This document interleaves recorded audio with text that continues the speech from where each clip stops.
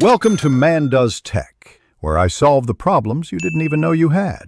You start by removing the emergency key, slide the tiny metal release, and pull the blade out. Once done, position the fob with buttons facing up so internal parts settle. Use a 2-3 mm flathead or plastic pry tool at the seam near the key slot and apply gentle, even pressure. You do this to avoid snapping plastic clips. Small incremental pries free the halves safely. Make sure you work over a tray so tiny springs or screws don't disappear. Next, pry the shell open fully by moving the tool around the perimeter. Take your time and listen for clips releasing.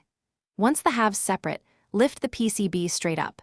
Do this slowly because a tiny spring or contact can pop free. Inspect the battery.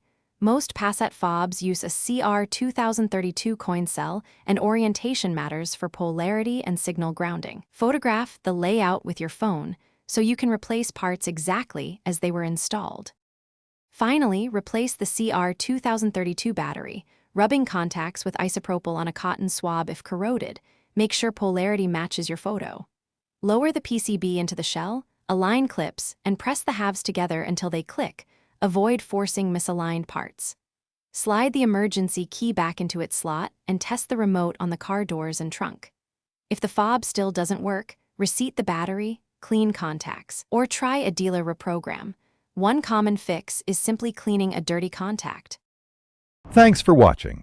If you found this helpful, don't forget to like and subscribe.